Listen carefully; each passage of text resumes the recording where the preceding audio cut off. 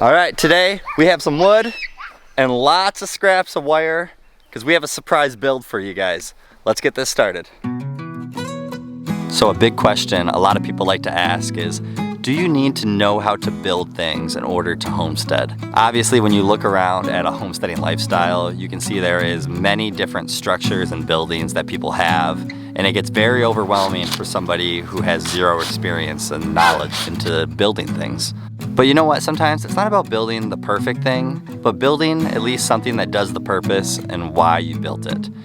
It's not always going to be picture perfect. It's not going to look the best.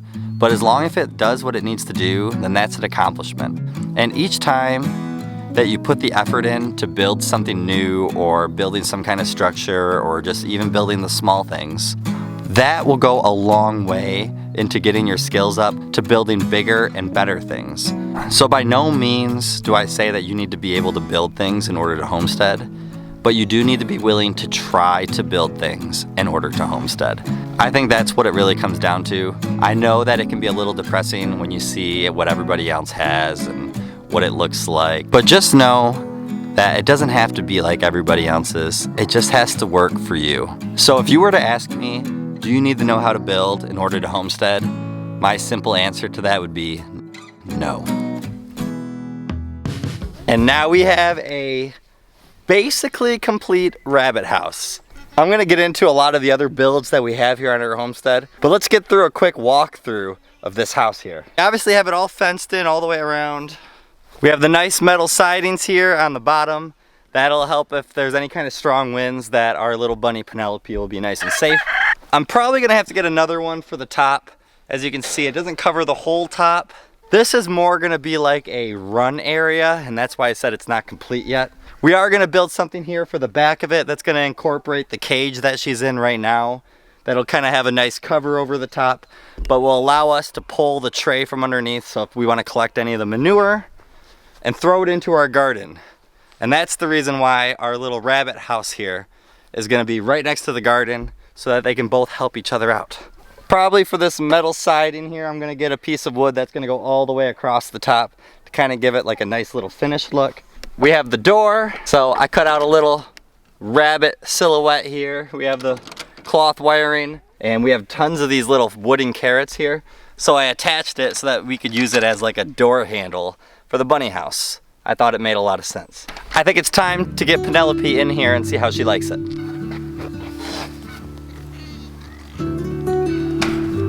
Okay.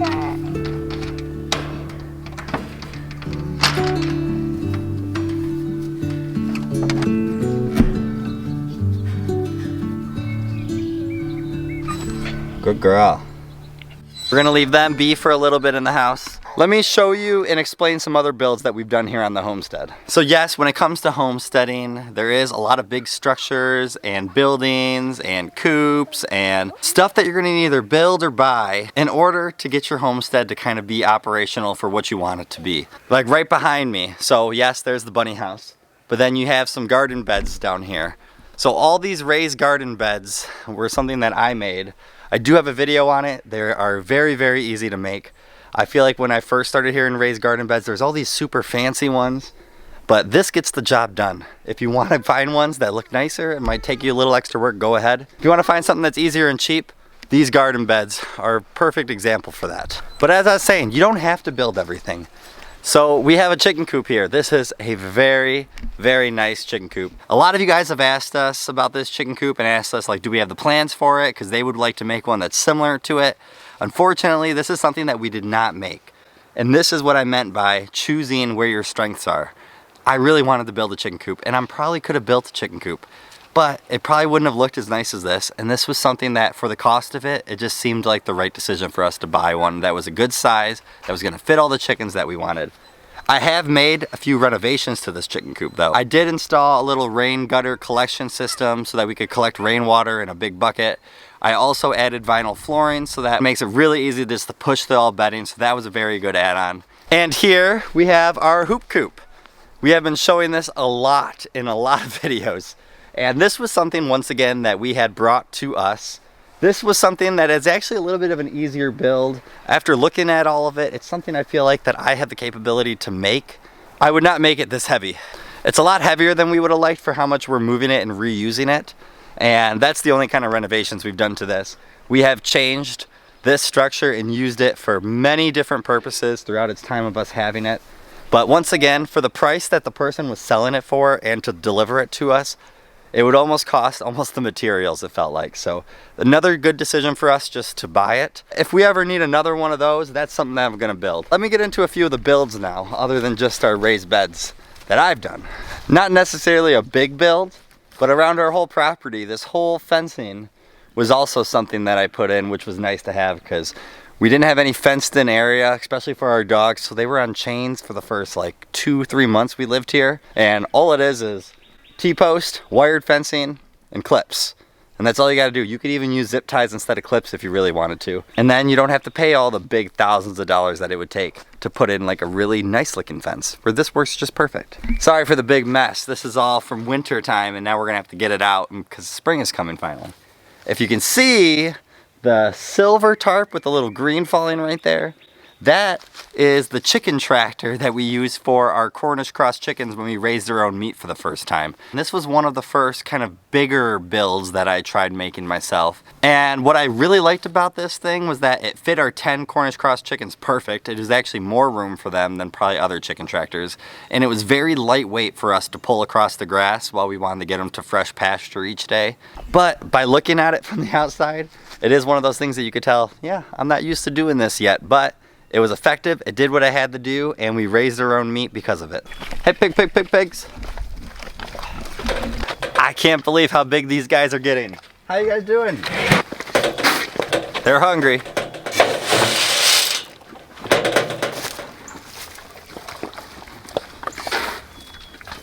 If you see in the back, way over there, listen to my rooster while I talk probably. But this structure right here is our pig hut. And this is where they're able to get shelter from the sun if it's too hot. Even though it's the end of April here, we're still getting snow. So if it snows or rains, they can go underneath this as well. We fill it with straw so that they have a nice soft bedding they can lay on and just kind of burrow themselves in there. It's just a nice, quick, simple, easy build. All the builds that I'm doing right now, since I am very new to it, is I just try to take my time and build something that I feel capable that I can actually accomplish. I try not to get too crazy with these builds because I am new to it, so I try to make sure I find some nice simple things and just try to expand the more that I build. But this structure right here is actually our second pig hut because our first one, which, let me take you over here. So if you see right here, you can see this A-frame house here. Well, you can see it looks pretty empty. It has no sidings on it or anything. It was the very first pig hut I ever built for them, which they used for months and months, and I actually really liked the build itself. But the unfortunate thing is that pigs grow fast and they get pretty big. That build, although I really liked it, they did start to pop the metal sidings off of it, and it did break. That's why we went with that new build I just showed you. And actually, the metal sidings that I built off from this one are the same metal sidings now that are on the rabbit house. You have to try to make sure you reuse as much as you can. I feel like I've become one of those people that it's like, oh, don't throw that away because I feel like I could use that for this project or that project. I never thought I was gonna be that person, but I'm definitely getting there. How you doing in there, Bun Bun? Well, I hope this inspires somebody out there because I came into this homesteading lifestyle with zero building experience. Didn't really ever use tools. The only tool set that we owned, me and Chelsea, for the first 7-8 years of us being together was her pink tool set that she was given probably like 8 years ago. So that was something that, the only thing that I owned. Over time, buying the right tools for the right projects and getting the practice of building and building, it does become easier. No, I am not any master or pro at any of this and never want to perceive to be that. But these are things that I want to show you guys to show that even if you feel like you're not going to be able to build it where it's Pinterest worthy or picture perfect, it still might be just what you need for its purpose that you have it for. I mean, my first real big experience before any of the builds here outside was house renovations. We did so many house renovations. There were so many tools that I've definitely never used, let alone even seen. And we broke down so much of our house to get it to where it's at now. And Although at the time it can be frustrating, exhausting, looking at it all now, it sees how much it was worth it. And I think that's what is the cool thing about this, is that I look at that bunny house, that pig house, the chicken tractor, the house renovations, and yeah, does it have its flaws? Yes. But it's so nice and rewarding knowing that it's coming from something that you did, that you didn't have to get from somebody. Like, yes, do we like our chicken coop? Yeah, I love the chicken coop. It looks amazing. But if that was something that I would have built that the chickens are using, I think it would feel even that much better. So hopefully this helps somebody out there. Hopefully it gives you guys a little motivation to realize that no, you don't need to be some expert in the building. You just need to go out there and try. Happy homesteading to everyone. Have a great day and a better tomorrow. We'll see you in the next one.